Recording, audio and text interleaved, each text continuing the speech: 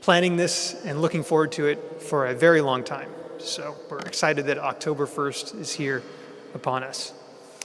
55 years ago this year, in February 1970, President Nixon and President Pompidou met right here in Washington for a state visit. That moment marked more than diplomacy and ceremony.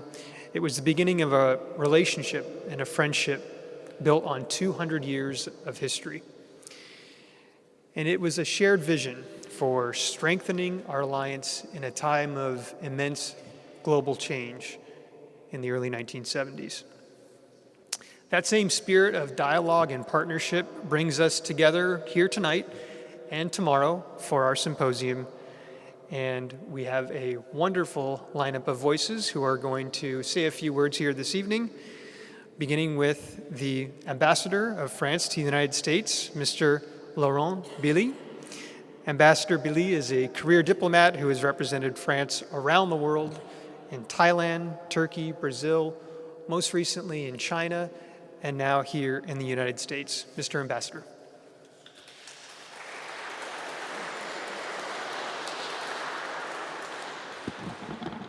Well, good afternoon or good evening, everyone. It's a pleasure to be with you. I think Joe just stole my first paragraph on that beautiful sitting, so we'll jump to the second one. Thank you, the National Archives to host us, and also, of course, the Richard Nixon Foundation and the Institut Georges Pompidou for organizing tomorrow's symposium. This gathering is a fitting prelude to tomorrow's important discussions. Eminent scholars, archivists, and policymakers from both sides of the Atlantic will be gathering at the embassy to re-examine the relationship between Presidents Richard Nixon and Georges Pompidou. From détente and transatlantic security to monetary and economic policy and the beginnings of environmental policy, their years in office were both incredibly complex and hugely consequential. It was a time that led to profound changes in the international order and deepened the French-American relationship. As we look back on that period, we also look forward. The work of historians and archivists is essential not only for understanding our shared past, but also for giving us the tools we need to make today's informed choices. So I'm delighted that we can begin this conversation in such a symbolic setting, and thank you for joining us, and enjoy the evening. Merci beaucoup.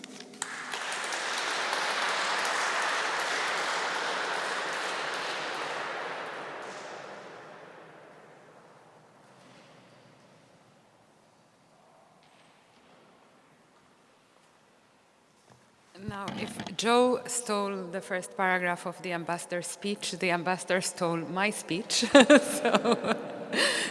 So I will be very short. I'm truly honored to be here and to be with you and to see you again tomorrow morning. Very happy, and I'd like to thank the Richard Nixon Foundation and the Georges Pompidou Institute for bringing us together.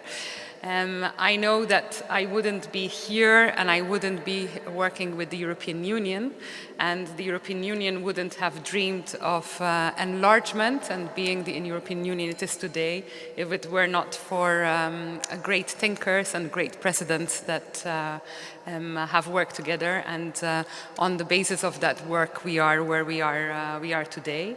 So I'm extremely grateful to both presidents that may not have always seen eye to eye, but have certainly pushed and driven those working together with them to get this relationship stronger, both the European, the French, and the American relationship. So what more fitting room to be in, what more fitting thoughts to, and to work with you all. Also, as we think ahead of the 250th anniversary of the United States, where France and by that also Europeans have played a very important role, and we hope that ourselves at the European Union delegation and together with France and our member states will be certainly working very strongly to take forward. So tonight we honor the vision and efforts that transformed Europe and strengthened our bonds with the American people. And I very much look forward to tomorrow's work and for me to be inspired as I look forward to the next 3 years of my stay here in the United States. Thank you.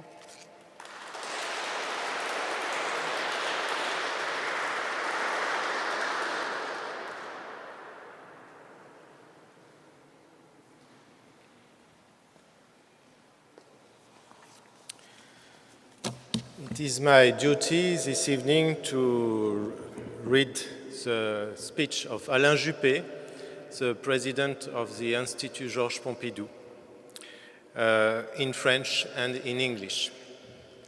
Monsieur l'ambassadeur, Madame la chef adjointe de la délégation de l'Union européenne, Monsieur le directeur général de la Fondation Richard Nixon, Monsieur le président de la French-American Foundation, Mesdames et Messieurs. Mr. Ambassador, Madam Deputy Head of the Delegation of the European Union, Mr. President of the Richard Nixon Foundation, Mr. President of the French-American Foundation, ladies and gentlemen. Je ne peux malheureusement pas être présent à cette réception organisée par la Fondation Richard Nixon à la veille de ce beau colloque à l'ambassade de France initié par l'Institut Georges Pompidou que j'ai le bonheur de présider. En effet, mes fonctions de membre du Conseil constitutionnel m'ont contraint à rester à Paris et empêché de traverser l'Atlantique pour être parmi vous ce soir, ce que je regrette beaucoup. I unfortunately cannot attend this reception organized by the Richard Nixon Foundation on the eve of this fine conference at the Embassy of France, initiated by the Georges Pompidou Institute, for which I happily serve as president. My duties as a member of the French Constitutional Council required me to stay in Paris, preventing me from crossing the Atlantic to be among you this evening, which I regret greatly.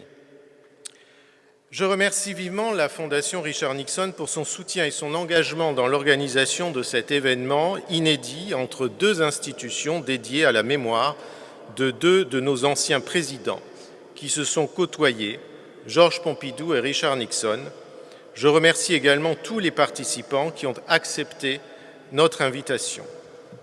I would like to extend my sincere thanks to the Richard Nixon Foundation for its support and commitment in organizing this unprecedented event between two institutions dedicated to the memory of two of our former presidents who rubbed shoulders with one another. I would also like to thank the participants who accepted our invitation. Ce colloque coïncide avec le 250e anniversaire de la guerre d'indépendance des États-Unis d'Amérique, qui est aussi, d'une certaine façon, le début du 250e anniversaire des relations franco-américaines. Vous célébrerez l'an prochain les 250 ans de la déclaration d'indépendance des États-Unis du 4 juillet 1776, et c'est par anticipation que nous partageons et saluons la mémoire de ce grand acte fondateur de votre nation, inspiré en partie par les Lumières françaises. This conference coincides with the 215th anniversary of the Revolutionary War, which was also, in a certain way, the starting point for the 215th anniversary of French-American relations. Next year, you will celebrate the 215th anniversary of the United States Declaration of Independence on July 4, 1776. It is by way of anticipation that we share and pay tribute to the memory of the great founding act of your nation, partly inspired by the French Enlightenment. Vous vous réunissez en effet ce soir aux Archives nationales dans cette majestueuse rotonde, entourée des textes fondateurs que l'on pourrait qualifier de sacrés de votre nation, la Déclaration d'indépendance, la Constitution des États-Unis d'Amérique et le Bill of Rights. You have gathered tonight in this majestic rotunda of the National Archives, surrounded by the founding text, what could be called the sacred texts of your nation, the Declaration of Independence, the United States Constitution, and the Bill of Rights. Ces textes sont les fondements de votre souveraineté et de votre République démocratique ils portent en eux le principe de séparation des pouvoirs dont l'un des grands théoriciens fut Charles de Montesquieu, académicien et président du Parlement de Bordeaux, dont j'ai eu l'honneur d'être le maire durant plus de 20 ans. These texts are the foundation of your sovereignty and your democratic republic. They contain within them the principle of the separation of powers, one of whose major theorists was Charles de Montesquieu, a member of the French Academy and president of the Parliament of Bordeaux, a city where I was honored to serve as mayor for 20 years. Ainsi, lors des débats constitutionnels en 1787, James Madison cita Montesquieu pour justifier la nécessité de séparer les pouvoirs afin d'éviter la tyrannie. Montesquieu écrivait ainsi, je cite, « Pour qu'on ne puisse abuser du pouvoir, il faut que par la disposition des choses, le pouvoir arrête le pouvoir. » Par la suite, Alexis de Tocqueville, envoyé à New York en 1831 pour enquêter sur le système carcéral américain, présenta les États-Unis dans son célèbre ouvrage « De la démocratie en Amérique » comme un modèle de démocratie moderne, insistant sur l'importance de l'égalisation des conditions sociales, favorisant la participation citoyenne active. Mais il alertait aussi sur les risques de, je cite, la tyrannie de la majorité sur les minorités, tout en s'inquiétant de la défense des intérêts particuliers et de l'individualisme contre l'intérêt général et le bien commun. Il notait donc l'importance des contre-pouvoirs pour préserver la liberté et contenir les dérives autoritaires. During the constitutional debates in 1787, James Madison cited Montesquieu to justify the need to separate powers in order to avoid tyranny. Montesquieu wrote, "So that no one can abuse power, things must be so arranged so that power limits power."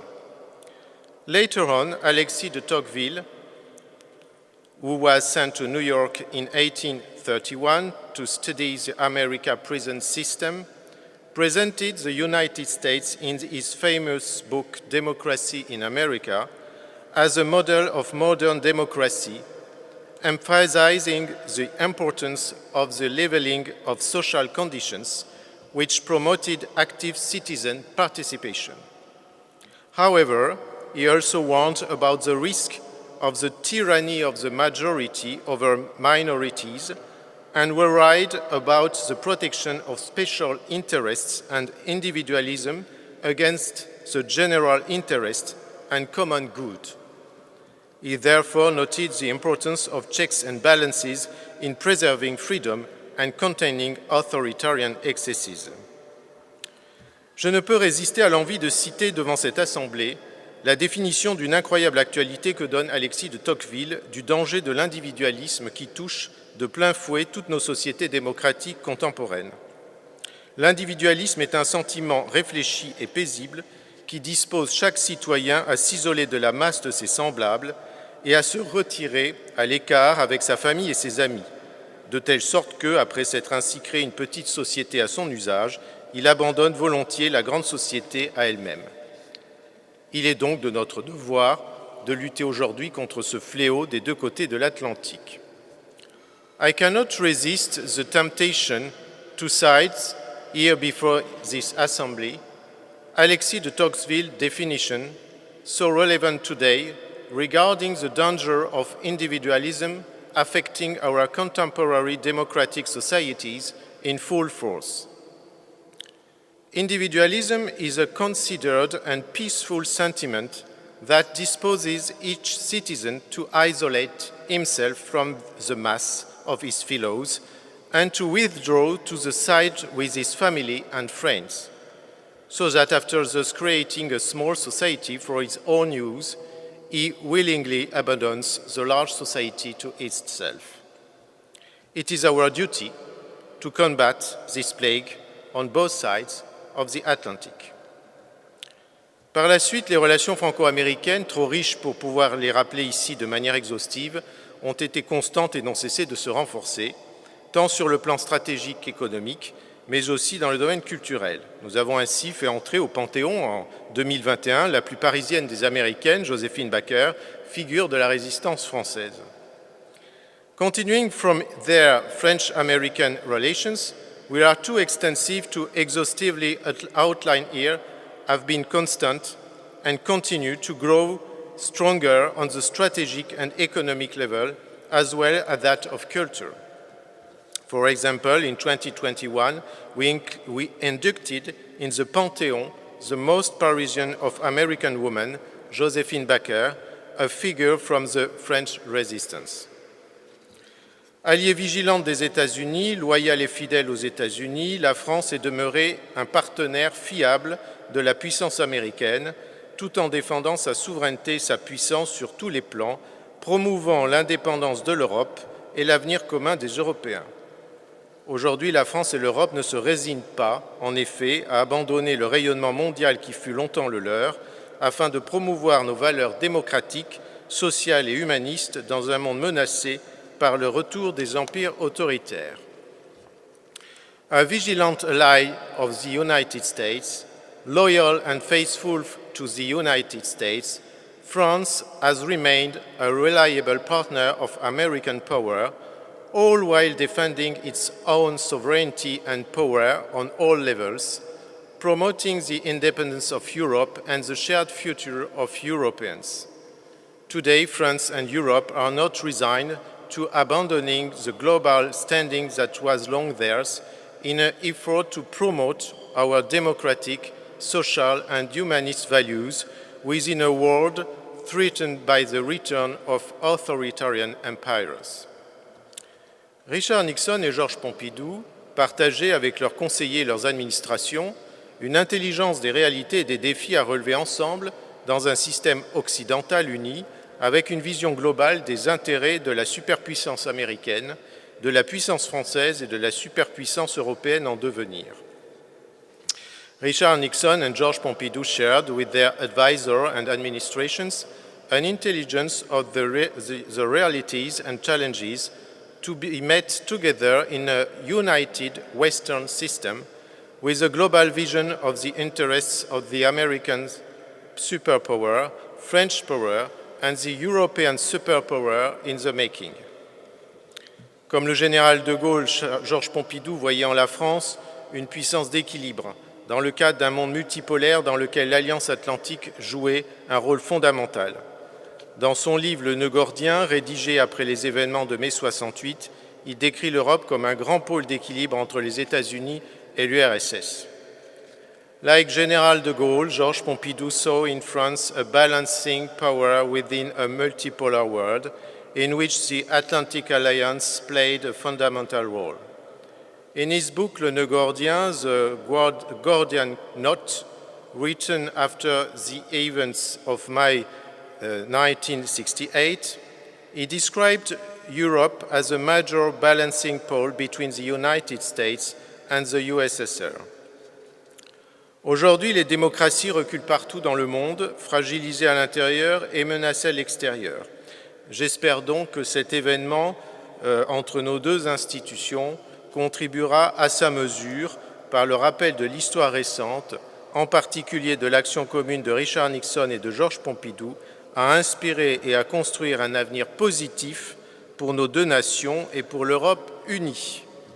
La guerre menace en effet chaque jour un peu plus d'embraser l'ensemble du vieux continent, dont l'effondrement signifierait l'effacement du modèle démocratique, des valeurs humanistes et des droits de l'homme. Today, democracies are receding across the world, weakened at home and threatened abroad. I hope this event between our two institutions helps give to measure of this dynamic by offering a reminder of recent history, especially the joint action of Richard Nixon and Georges Pompidou, in an effort to inspire and build a positive future for our two nations and for a united Europe. War threatens a little more each day to set Europe ablaze. A Europe whose collapse would mean the elimination of the democratic model, humanistic values and human rights. En conclusion, d'une Gordien, Georges Pompidou a des mots très forts que je vous rappelle ici. Le fascisme n'est pas si improbable. Il est même, je crois, plus près de nous que le totalitarisme communiste. À nous de savoir si nous sommes prêts pour l'éviter, à résister aux utopies et aux démons de la destruction. Je n'étais ni bon ni pour tyran ni pour esclave, disait Chateaubriand. Je souhaite que demain, les dirigeants et les citoyens de mon pays soient pénétrés de cette maxime. In the conclusion of the Gordian knot, Georges Pompidou penned strong words that I would like to share here. Fascism is not so improbable. It is even, I believe, closer to us than communist totalitarianism. It is up to us to determine if we are ready to avoid it, to resist utopias and the demons of destruction. I was good neither for being a tyrant nor a slave, Chateaubriand said. I hope that the future leaders and citizens of my country are steeped in this maxim.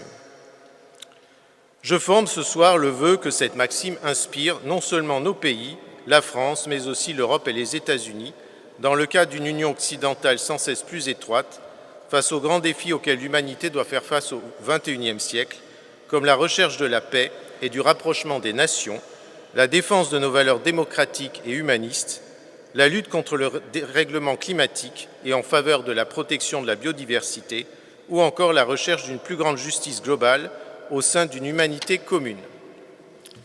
Tonight, I extend the wish that this maxim inspire not only my country, France, but also Europe and the United States, as part of a Western Union that is ever closer in the face of the major challenges humanity must face in the 21st century, such as the search for peace and rapprochement among nations, the defense of our democratic and humanistic values, the fight against climate change, the effort to protect biodiversity, and the search for greater global justice within a shared humanity. Je vous souhaite une excellente soirée de fructueux échanges. Vive l'amitié franco-américaine, vive les États-Unis d'Amérique, vive l'Europe unie et vive la France. I wish you an excellent evening and fruitful exchanges. Long live French-American friendship, long live United States of America, and long live France.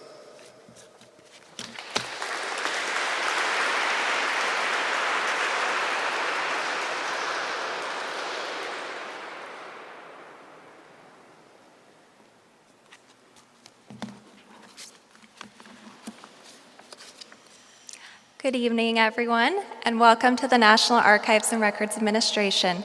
My name is Tamara Martin, and I'm the director of the Richard Nixon Presidential Library and Museum, and am the acting executive for the Office of Presidential Libraries.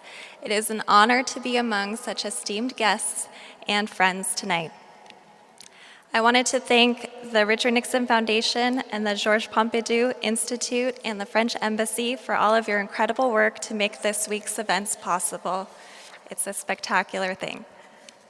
President Nixon and President Pompidou, as we've all heard, met on February 23rd, 1970.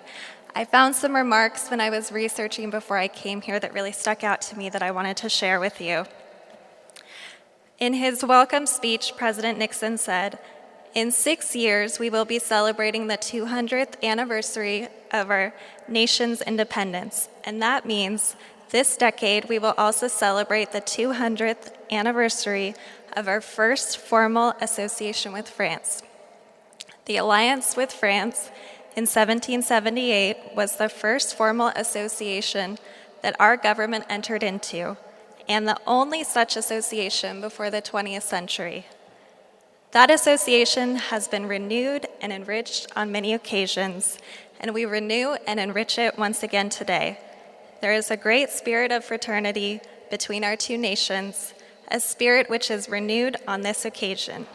And because we have that spirit of fraternity, the liberty of both of our nations is stronger."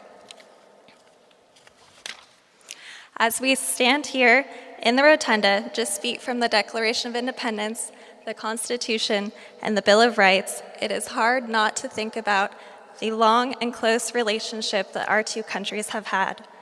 Our long-standing relationship and friendship is documented throughout the National Archives collections. In total, the National Archives is home to a truly astonishing group of records. This includes 13.5 billion pieces of paper, more than 725,000 artifacts, enough film to circle the Earth almost 3.4 times, more than 40 million photographs, more than 33 billion electronic records, and tens of millions of records in other formats. These are preserved across the country in our archival and record center facilities, as well as at our presidential libraries. There are more than 40 million records at the Richard Nixon Presidential Library and Museum alone. We are in the process of quickly digitizing our collections across the National Archives to provide broader access and availability to researchers and the public. We invite you to research and collaborate with us. Next year marks America's 250th anniversary, and we are looking forward to programming and special displays across our presidential library sites. We also look forward to highlighting the friendship between President Nixon and President Pompidou in a special display at the Richard Nixon Presidential Library and Museum. This week's two-day event is a spectacular way to kick that off. Thank you for the opportunity to speak to you today, and I hope you have a wonderful evening. Thank you.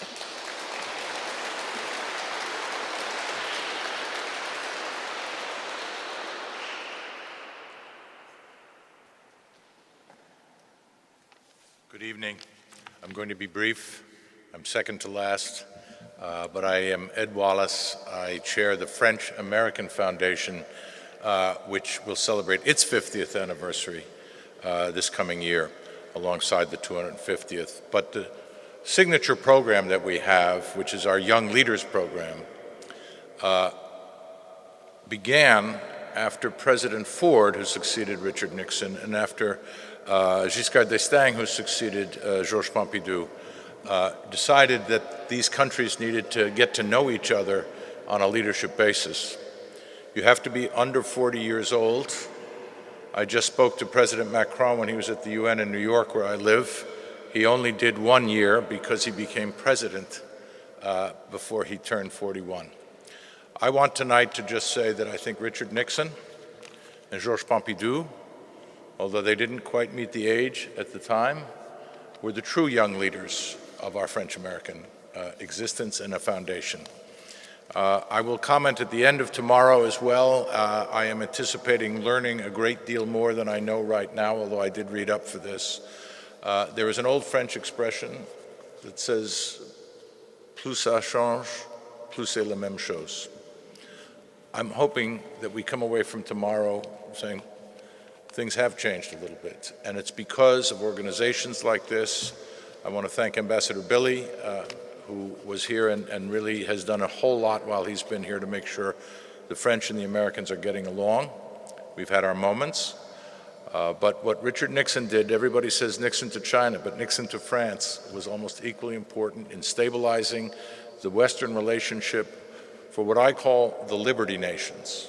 There's a lot of democracies, but does the liberty that goes along with that, the right of the individual to be him or herself, that's a French idea that we embraced in America, thanks to our French allies, our oldest ally.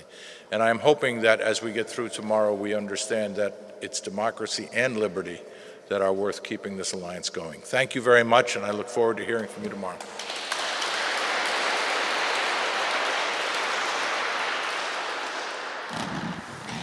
All right, thank you again to our great speakers this evening. Thank you all for being here. And again, thank you to the Pompidou Institute. This truly is, as Olivier said, a very special partnership, a unique collaboration in bringing this together, working with the French Embassy as well. So we're looking forward to showing you all a great day tomorrow. This has been the perfect prologue to tomorrow's conference, which is titled President Nixon and President Pompidou, History and New Perspectives in the United States, France, and Europe. The symposium will begin at 9 a.m. tomorrow, at the French Embassy. We look forward to seeing you all there. And thank you for being here again this evening. We have this rotunda until 9 p.m. tonight, so enjoy it for a little bit longer. Au revoir, good night, goodbye. Thank you.